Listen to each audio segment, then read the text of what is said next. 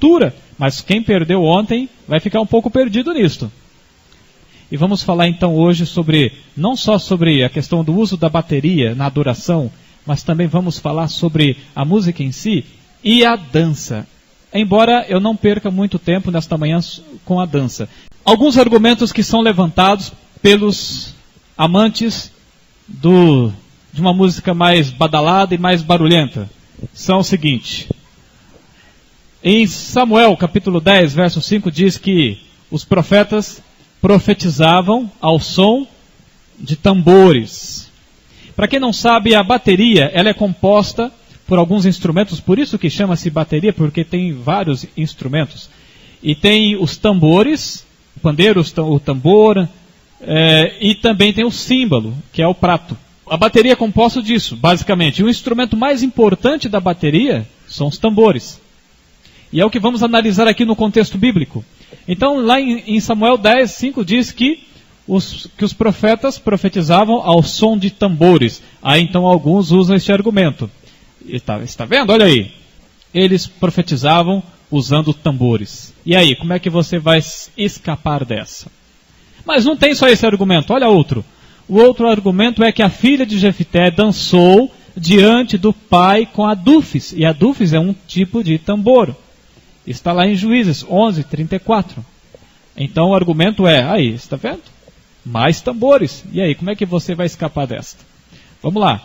Ainda diz também que as mulheres de Israel dançavam diante de Saul e de Davi com adufes, com tambores.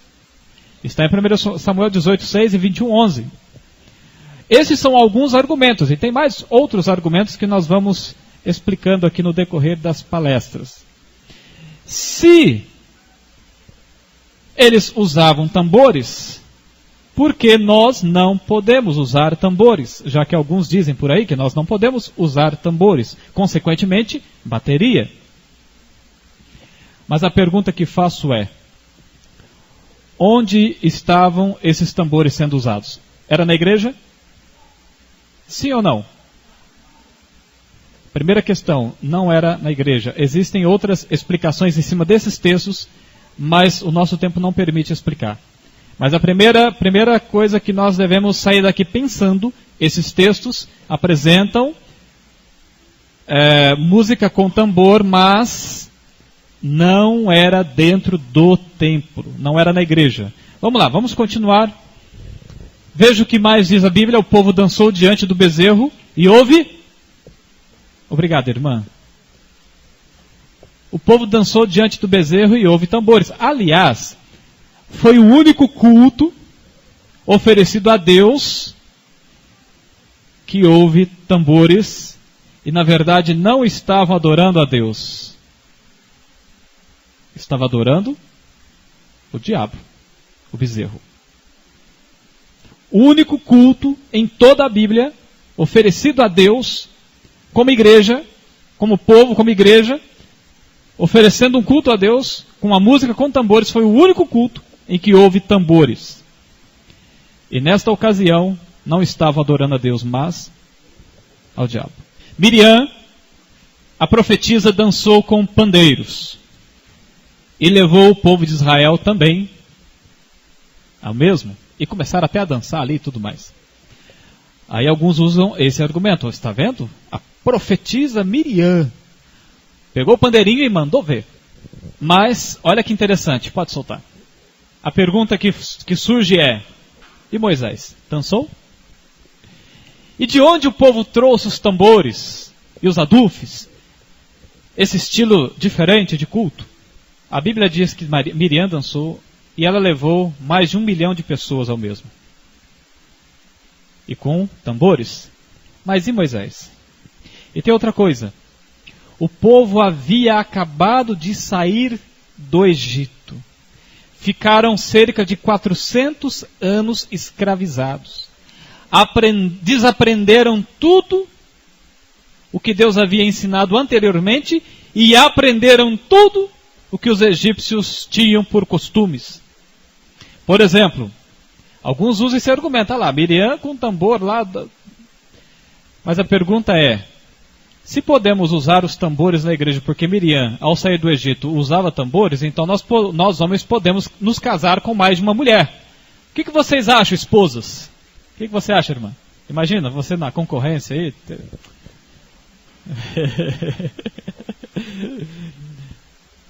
Por que estou dizendo isso? Porque os israelitas também trouxeram esses costumes lá do Egito.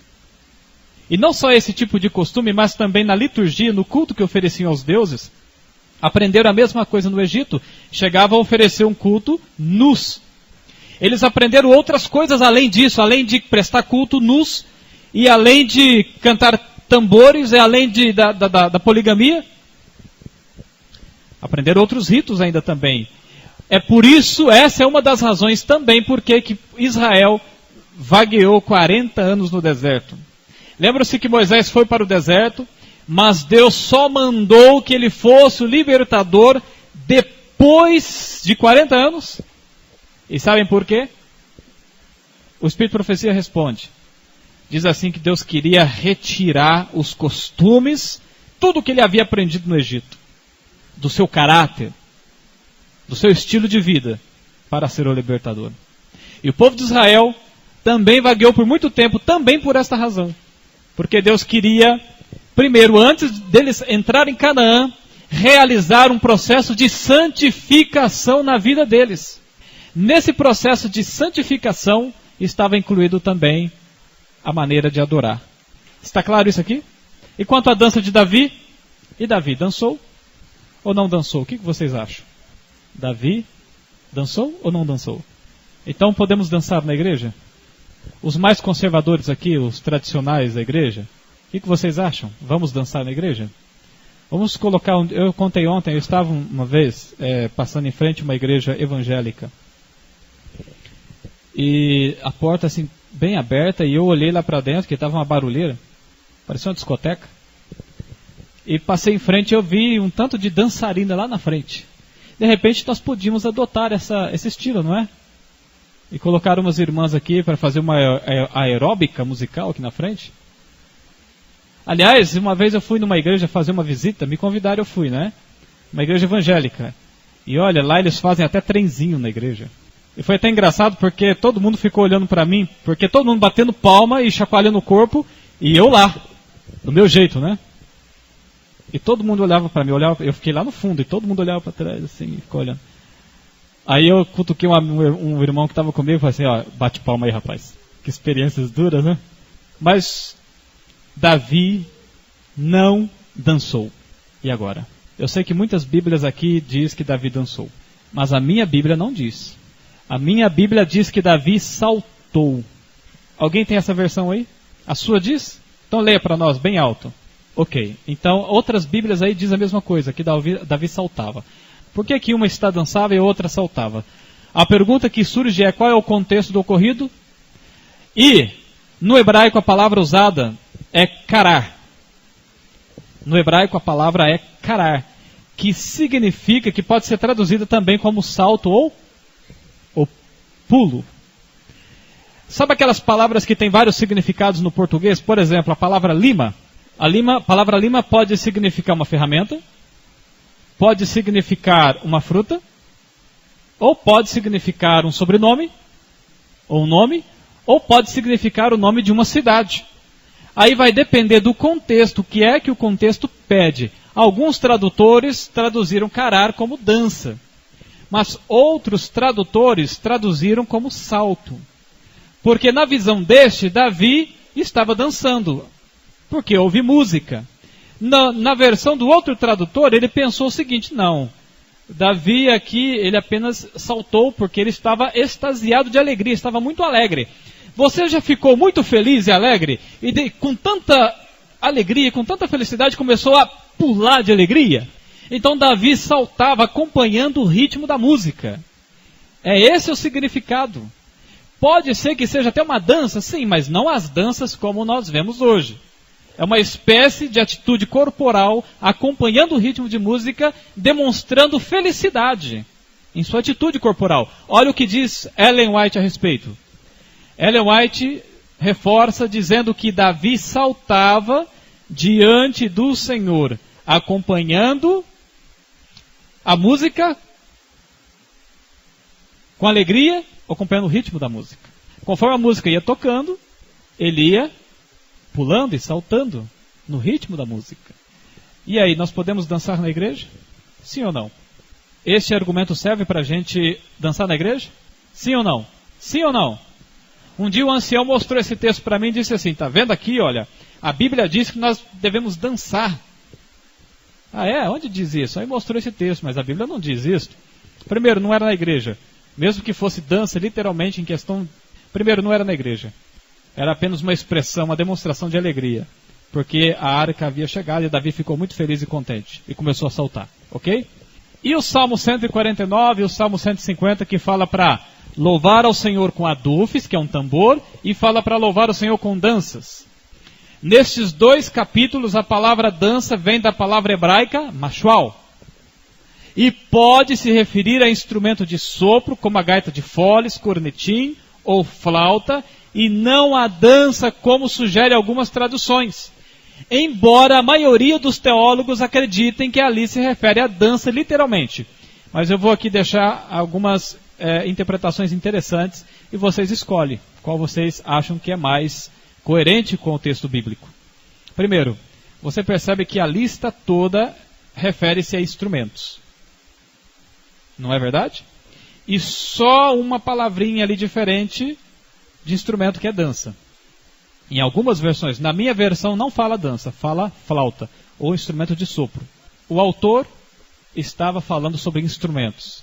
Mas um tradutor aí pensou bem, não, aqui vamos encaixar uma dança aqui, porque aqui tem muito instrumento, então, onde tem instrumento tem música, onde tem música tem dança, então vamos colocar dança aqui. A segunda explicação é, porque a palavra machual ela pode significar instrumento de sopro, seja gaita de fole, seja flauta. Segundo, não é só a palavra dança aqui, mas a palavra adufes, que é um tambor. Louvai ao Senhor com adufe, com tambor. Nós vamos entender no decorrer da palestra, porque Salmo 150, alguns teólogos acreditam que este capítulo fora escrito antes de Davi ser rei. Tá, e que significado tem isso? Se este capítulo realmente fora escrito antes de Davi ser rei, e acredita-se que ele foi escrito no período em que Davi havia vencido o gigante Golias. E era uma expressão de alegria, de exultação. Se este capítulo for escrito neste período, isso quer dizer que Davi escreveu essas palavras muito antes de Deus ter dado as instruções de como deveria ser a música. Vocês vão entender agora, mais para frente, porque nós vamos mostrar as instruções que Deus deu sobre a música. E as instruções que Deus deu foi muito depois do período em que Davi escreveu o Salmo 150. Então é possível que ele tenha escrito num período de ignorância até. Porque depois ele muda, o próprio Davi muda de opinião e de atitude nessa questão. E vamos ver isso agora, vamos lá. A bateria é formada por símbolo. Nós temos aqui o símbolo, que é o prato aqui em cima. Nós temos o pandeiro aqui no meio, os tambores ali do lado. E nós temos ali um adufe, que é uma espécie de tambor também mais parecido com um pandeiro. E aqui a bateria hoje moderna, né? A bateria antiga e aqui embaixo a bateria moderna, do século 21. Aquela de cima é a bateria antiga. Vamos então analisar este contexto da bateria, dos instrumentos que foram usados na liturgia do Antigo Testamento. Nós vamos perceber que alguns instrumentos não faziam parte da liturgia na adoração a Deus, e outros faziam. E é com base nisso que vamos entender aqui o contexto geral. Pode passar para a gente? Davi ele recebeu algumas instruções da parte de Deus. E o interessante, Davi já era músico. E Davi, por ser músico, entendia muito de música. Inclusive a Bíblia diz que Davi até construía, projetava instrumentos. Se Davi era músico, criava instrumentos, se ele era entendido em música, por que Deus de repente chega e passa algumas instruções para Davi de como deveria ser a música e o instrumento que deveriam ser usados? Será que este homem sabia pouco? Ou será que ele sabia muito, mas sabia de maneira distorcida? Se eu sou o doutor num determinado assunto, e você chega e me dá instruções, neste assunto, que eu sou doutor e você não é doutor no assunto.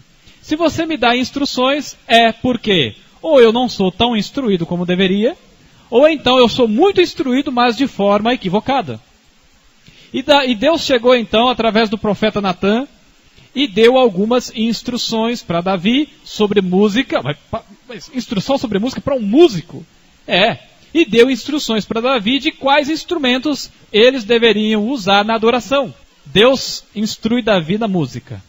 E Deus fala quais os instrumentos que deveriam ser separados para adorar a Deus. Espera aí, na Bíblia tem isto? Na Bíblia fala quais instrumentos devem ser separados para louvar e adorar a Deus? Na Bíblia fala. Mas eu não sabia, já fiz ano bíblico 50 vezes, nunca vi isso na Bíblia. Essa eu duvido. E tem pessoas que duvidam mesmo. E agora vocês vão ver na Bíblia de vocês. Abram em 2 Crônicas 29. 2 Crônicas, capítulo 29. O versículo 25 e o versículo 26. Todos acharam? Quem achou, diga amém. Quem não achou, diga misericórdia. 2 Crônicas. Olha que interessante. Eu gostaria que vocês até anotassem algum papel, anotassem o que eu vou dizer, para vocês usarem isso como evidência, como prova do que a Bíblia está dizendo. 29 de 2 Crônicas, versículo 25 e o verso 26 diz assim, olha: também estabeleceu os levitas na casa do Senhor com símbolos, alaúdes e harpas, segundo mandado de... Então, parem aí. Vamos lá. Olha aqui, para mim agora, todo mundo. Símbolos são aqueles pratos. Alaúde é uma espécie de violão. Ele é muito similar a um violão. É um instrumento de corda. E harpas, que é outro instrumento de corda. E no finalzinho do verso 26 diz assim, que também as trombetas foram separadas. Então, Deus pediu 4 instrumentos. Deus pediu os símbolos, Deus pediu o alaúde, que é uma espécie de violão, e Deus pediu a harpa e, posteriormente, as trombetas. 4 instrumentos para serem usados na adoração. Olha só, se esses instrumentos foram escolhidos por Deus, alguns podem dizer assim, não, esses foram escolhidos porque naquele tempo não tinha muito instrumento. Mas eu pergunto, qual era o instrumento mais usado nesta época pelos israelitas? Os tambores. Se era o mais usado, por que Deus deixou de fora na sua lista? Bom, Davi sabia de música, não sabia? Sabia ou não sabia? Claro que sabia. Se ele sabia de música e sabia de instrumentos, por que Deus não deixou ele escolher? Mas nós escolhemos as músicas que vamos cantar para o Senhor, não é? Porque Deus não permitiu que Davi escolhesse os instrumentos que seriam usados na adoração. Agora eu vou fazer um paralelo. Moisés escreveu os 10 mandamentos nas pedras, foi assim? Por que Deus não permitiu que Moisés escrevesse os 10 mandamentos? Porque os mandamentos eram, ou são, santos, solenes, representam o seu caráter. Agora, por que Deus não permitiu que Davi, da mesma forma que não permitiu que Moisés escrevesse os 10 mandamentos, por que Deus não permitiu que Davi escolhesse os instrumentos? Estão percebendo como o assunto é sério? Estão percebendo? Se Deus deixasse Davi escolher, Davi colocaria tambores. Prova disto, que Davi algumas vezes pegou tambores, não na igreja, fora. Perceberam como o assunto é sério? Podemos adorar a Deus com qualquer tipo de instrumento? Não. É a Bíblia quem está dizendo, não sou eu. Deus não deixou. E se Deus não deixou, porque tinha algo muito importante envolvendo isso. Assim como Deus não deixou que Moisés escrevesse os 10 mandamentos. Demonstrando com isso um grau de importância e de relevância muito grande nessa questão. da música e dos instrumentos. Agora olha o que diz o restante do verso. Versículo 25, vou ler de novo e a gente termina. Também estabeleceu os levitas na casa do Senhor com símbolos, alaúdes e harpas, segundo o mandado de Davi de Gade, o vidente do rei, e do profeta, porque, agora vem a resposta. Por quê? Porque este mandado veio de quem? Do Senhor, por intermédio dos seus profetas. Pode soltar aqui para a gente agora. Olha aqui. Símbolos, alaúdes, harpas e posteriormente trombetas. O texto bíblico diz, porque este mandado veio da onde? Do céu, do Senhor. Veio do céu, veio do Senhor. Por intermédio dos seus profetas. Estes instrumentos são qualificados como? Então quer dizer que existem instrumentos do Senhor e instrumentos que não são do Senhor? Não ir além do que está? Do que está escrito. Símbolos, nós temos aqui os símbolos embaixo, que são 2 pratos. Nós temos o alaúde, que é ali o formato do violão, a harpa e as trombetas aqui, né? Num estilo semelhante ao da época. E naquela época existiam os tambores, os pandeiros, etc. Mas ficaram de fora da lista que Deus escreveu, que Deus ditou. Pode passar. Por que os tambores ficaram de fora da adoração no santuário? Porque Deus escolheu os instrumentos, porque o santuário ia ser inaugurado, uma música estava sendo preparada, Davi morreu antes da inauguração, 11 anos antes, quem inaugurou foi Salomão, e quem cuidou da música nesse tempo após Davi foi um cantor maior chamado Asaf. E pelas instruções dadas por Deus, ele preparou a música, um coral de 4.000 vozes. Desses 4 instrumentos que Deus separou, apenas 2 eram usados para fazer a melodia. Apenas 2 eram usados para fazer melodia. Quais eram? Os 2 instrumentos de corda, a harpa e o alaúde. O símbolo era para dar a marcação inicial da música, e os intervalos da música, e o final da música. Por quê? Porque o coral tinha 4.000 vozes.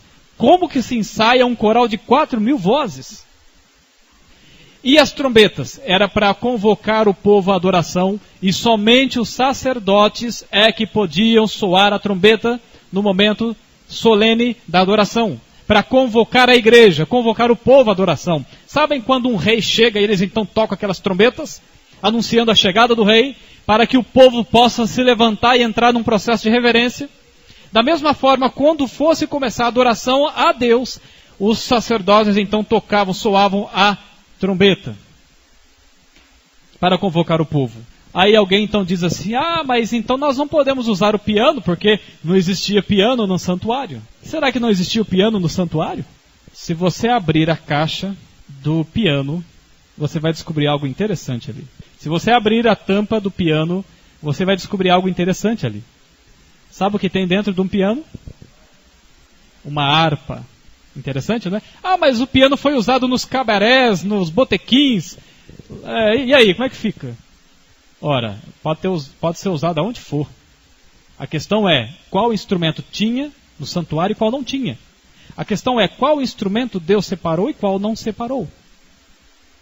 Nós vamos entender o porquê que Deus não deixou os tambores serem usados no templo. Vamos entender. Porque o problema não é o tambor em si.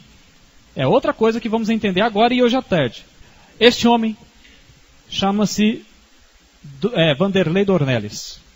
Ele escreveu um livro muito bom. E o livro chama-se Cristãos em Busca do Êxtase. E ele escreveu o seguinte na página 193.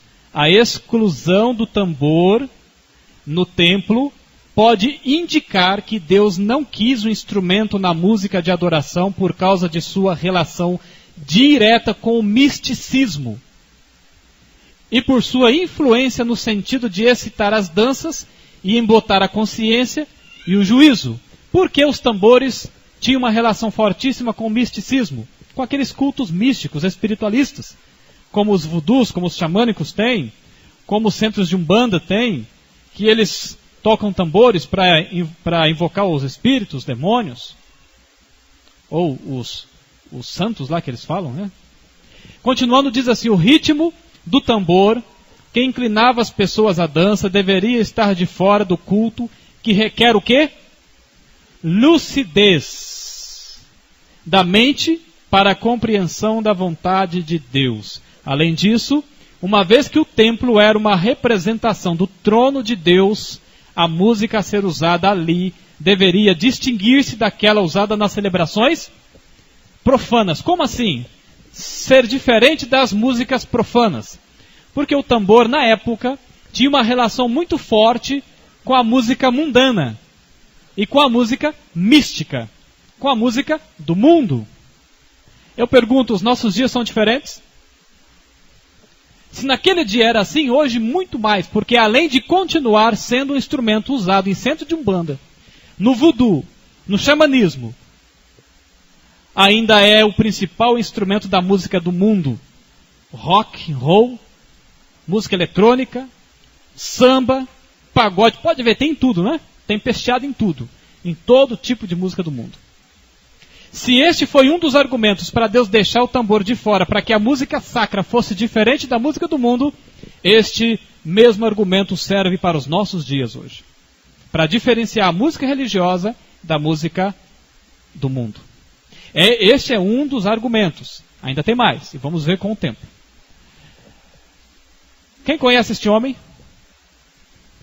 Samuel Bakiok, que faleceu recentemente. É um dos grandes teólogos adventistas contemporâneos no mundo. E foi professor na Andrews. E olha o que ele escreveu sobre o uso de tambores. O estudo da música e da liturgia do templo de Jerusalém, bem como do santuário celestial, foi muito instrutivo.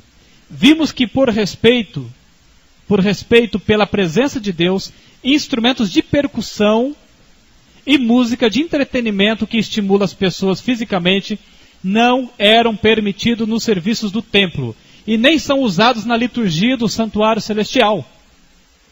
Para a mesma razão, instrumentos rítmicos e música que estimula as pessoas fisicamente em vez de elevá-las espiritualmente está fora de lugar na igreja hoje. A adoração nos dois templos terrestres e celestial também nos ensina que Deus deve ser adorado com grande reverência e respeito. Música na igreja não pode tratar Deus com frivolidade e irreverência.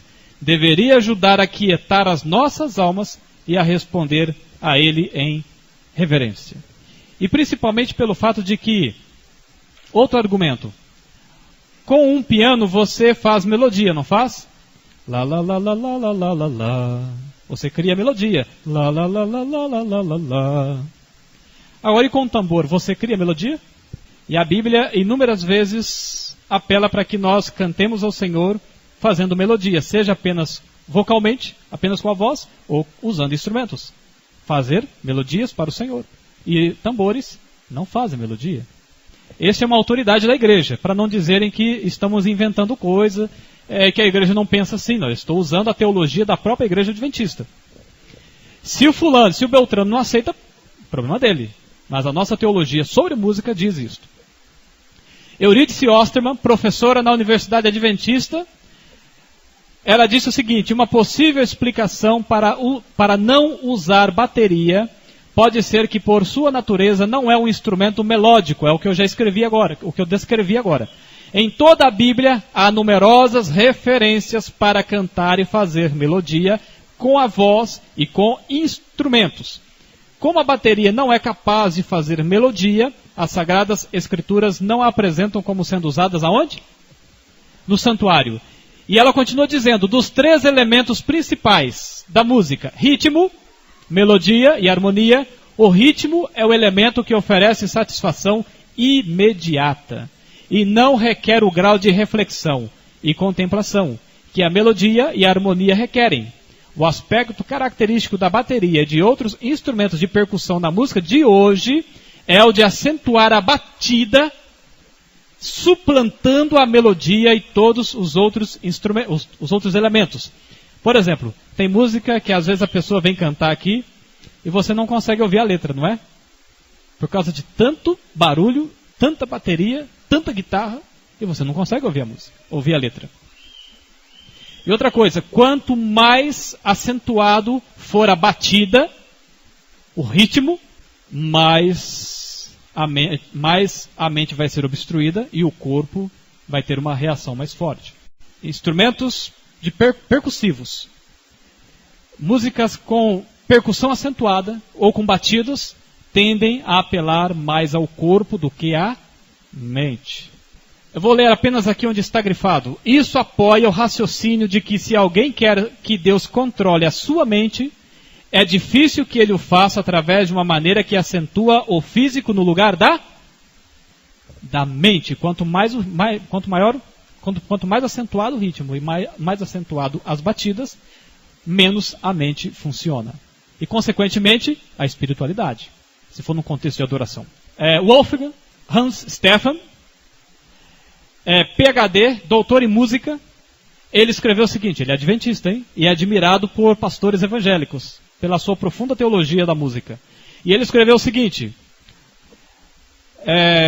Dr. Stephan, formado em teologia e doutor em música, considera que o ritmo produzido mais propriamente pelo tambor é a característica mais eminente e essencial da música africana, já amplamente relacionada com as experiências de transe Será que existe uma relação aí próxima entre a música, o instrumento que está sendo usado, no caso os tambores, a bateria, e as possessões? Bom, ele perguntou, e se tiver apenas um pouquinho? Tá, eu não vou dizer se pode, se não pode, eu vou dizer que Deus não deixou nenhum tamborzinho entrar. Nenhum pequenininho. Agora eu pergunto, se Deus não deixou nenhum tamborzinho entrar, quem sou eu para dizer que um pouquinho pode? Eu não estou sendo fanático, exagerado, eu estou seguindo um assim diz o... Se você acha que estou sendo fanático, então a palavra de Deus é que está sendo fanática para você. O problema é que às vezes alguns princípios bíblicos soam como extremistas, sabe por quê? Porque nós que estamos lá na infinidade do extremo liberal. Então a Bíblia, em alguns casos, para nós vai soar como ridícula, como extremista. Aí então vem o eu acho. Bom, eu acho que nós podemos dosar um pouquinho aqui, equilibrar um pouquinho. Não, mas Deus disse. Não, Deus disse, mas vamos equilibrar um pouquinho isso aqui, porque senão vai assustar as pessoas vão sair da igreja, as pessoas vão embora, não vão querer saber mais de seguir a Jesus. Ora, se alguém segue a Jesus só por causa da música, aqui não é seu lugar. A música deveria ser uma consequência de você seguir a Jesus, e não o contrário. Por isso que eu disse que esse assunto é difícil, porque está ligado diretamente com gostos pessoais. É música com temperinho, mas... Entenderam? E sabe o que o diabo fez? Vou ser claro com vocês. Um dia um adventista chegou para mim e falou assim, olha, eu vou tomar café, mas eu vou misturar um pouquinho de leite de soja. Aí tira um pouco o efeito do café. Porque o leite de soja é bom para a saúde, então aí inibe o efeito do café. Interessante, não é? Sabe o que Ellen White diz no livro Evangelismo? Ela diz assim, que a mentira é como uma trepadeira que precisa da verdade para se apoiar. E aí o diabo então cria verdades com mentiras para dar uma conotação de não ser tão ruim. Percebe o quanto nós precisamos estar atentos, porque o diabo é esperto, e ele sabe que nós não somos muito espertos. É por isso que precisamos nos abster, nos afastar, rejeitar qualquer interpretação pessoal nossa e nos prender em um assim diz o Senhor. A guerra entre o bem e o mal é entre fazer a vontade de Deus e não fazer. E o diabo vai camuflar, ele vai misturar, ele vai fazer misturas de maneira que a gente fique cego e não consiga enxergar. Ellen White, inclusive, escreveu a respeito. Ela diz assim que no final dos tempos, que a verdade e a mentira seriam tão parecidas que seriam quase que imperceptíveis aos olhos. Aí, já que o irmão levantou essa questão, aí pode surgir uma outra questão. Mas quem garante que os levitas que estavam cantando não pegou lá a harpa, o violão, o alaúde e fez um rockzinho lá? A resposta está aqui, solta para mim, a primeira música. uma doutora em música, ela estudou a fundo sobre a música israelita. E ela conseguiu reproduzir uma música através de muito estudo, de muita pesquisa da liturgia judaica, principalmente a mais antiga, e conseguiu construir uma música que talvez não seja igual, mas que seja muito próxima do que era a música israelita. Pode soltar na sequência. Música israelita.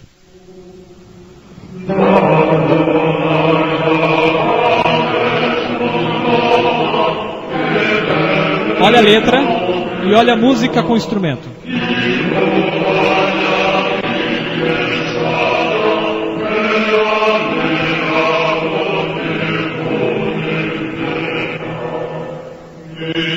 Viram só?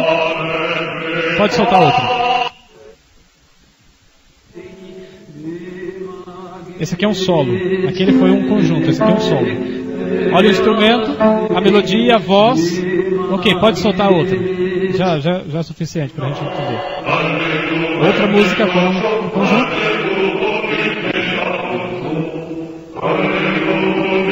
Tá ótimo, pode fechar. Agora vamos comparar com a música de hoje. Isso quer dizer que a nossa música tem que ser igualzinho lá, tempos passados? Não estou dizendo isso. Estou dizendo que a música, os instrumentos não podem sobrepor a letra. O importante na música é a letra, é a mensagem que ela está levando. Porque é a mensagem que vai edificar a igreja e tornar acessível a comunicação do Espírito Santo na mente. Quando a música, os instrumentos sobrepõem a letra, a igreja não é edificada. E acontecem alguns outros transtornos psicológicos que nós vamos explicar hoje à tarde. Como deve ser a nossa música hoje? Deve ser uma música harmoniosa, melodiosa, para falar ao espírito e ao entendimento. Toda música tem ritmo, mas nem todo ritmo é adequado à adoração. A experiência de Caim e Abel, naquilo que estavam oferecendo ao Senhor, ilustra bem. A experiência de Caim e Abel ilustra bem, demonstra bem que não é qualquer coisa que devemos oferecer ao Senhor. E na questão da música principalmente, porque é a adoração. Eu acho que é bom você perguntar essa tarde, não é? Porque eu vou falar sobre isso à tarde. Podemos perceber a exclusão dos tambores também na história de Davi na condução da arca de Quiriat Jearim até a casa de Obed-Edom. Lembram-se da história? Quem se lembra da história? A história diz o quê? Que eles foram buscar a arca, não é? Mas Davi trouxe a arca onde? No carro de boi. E ainda vestiu as vestes sacerdotais, não foi? E para completar o feito, ele pegou os tambores e começou a tocar tambor. Mas deu tudo errado. Não foi o que deu? Tudo errado. Teve lá a experiência de Uzá, que acabou até morrendo. Aliás, não podia nem se aproximar da arca para proteger a arca, para impedir que as pessoas tocassem na arca. E Uzá estava muito próximo e consequentemente acabou tentando segurar a arca ali. Mas eu não vou entrar nos méritos dessa questão, porque o nosso assunto é outro. Aí então paralisou a busca pela arca, a condução da arca até a casa de Obed-Edom. 3 meses depois, Davi então se questionou: o que vou fazer agora para trazer essa arca? E ele reconheceu que deveria fazer da maneira como Deus pediu. E se você comparar, por favor, compare isso em casa, não vai dar tempo de a gente olhar o texto agora. Compare as duas histórias, leia as duas histórias, você vai perceber. Tudo que ele fez na primeira tentativa, de errado, ele retirou na segunda tentativa para que a arca pudesse ser conduzida. Na segunda tentativa, ele não levou mais a arca no carro de bois, porque Deus não queria assim. Eram os levitas que deveriam levar a arca. Ele também não vestiu as vestes sacerdotais. E ele também não usou os tambores. Mas a questão, meus irmãos, por que Davi também tirou os tambores na segunda tentativa? É uma questão assim de raciocínio, de lógica. Davi corrigiu todos os erros da condução da arca. E em toda a sua lista de erros cometidos na primeira tentativa, os tambores estavam inclusos e os tambores ficaram de fora da segunda tentativa. E a arca foi conduzida. Perceberam? Os relatos bíblicos ainda apontam a liturgia, a música da adoração posterior ao santuário, posterior às instruções dadas por Deus, sem o uso de tambores. Se vocês notarem, para quem faz ano bíblico, preste atenção nisso. Após a instrução que Deus dera da música no santuário, dali para frente, a música ganhou uma outra estrutura. Os tambores não mais fizeram parte, em hipótese alguma, em qualquer celebração espiritual. Ao retornar o povo de Israel do cativeiro, eles ali a louvar e adorar ao Senhor, não houve tambores, e os instrumentos que foram usados ali foram semelhantes aos usados no santuário. A gente percebe que a liturgia do santuário influenciou as liturgias futuras. E você percebe inclusive isto na igreja do Novo Testamento, e você não encontra no Novo Testamento nenhum louvor com tambores. E você, ao chegar no livro do Apocalipse, e João, ao mencionar as visões que ele teve da adoração e do louvor musical na condução ao céu, e no céu, você percebe que os tambores não fizeram parte. E você percebe outra coisa, que os instrumentos de corda novamente estão lá, com os remidos, numa semelhança à música construída no santuário, quando Deus havia dado as instruções. E isto sugere que a música do céu seja mais ou menos, não podemos dizer que seja igual, porque ninguém nunca ouviu, mas que seja um pouco similar à música projetada na adoração no santuário. E o interessante, todos os remidos receberão harpas. Nossa, parece que Deus é meio fissurado em harpa, não é? Não tem nem um tamborzinho lá. Percebem? Hoje à tarde, você não pode perder. Nós vamos fazer o teste psicológico às 3:30, vamos fazer o teste psicológico, e através desse teste você vai conseguir discernir um pouco, diferenciar um pouco o que é música e o que não é, o que é música religiosa e o que não é. Ok? Além de uns vídeos que nós vamos mostrar aqui, muito intrigantes, e você não pode perder. Meus irmãos, eu espero que eu esteja nesta manhã contribuindo com a igreja, para que essa igreja seja edificada. Não é para criar confusão, não é para criar briga. É para trazer luz, orientação, precisão na adoração. Para a gente melhorar, porque Deus merece o melhor. Então que Deus nos abençoe e nos guarde.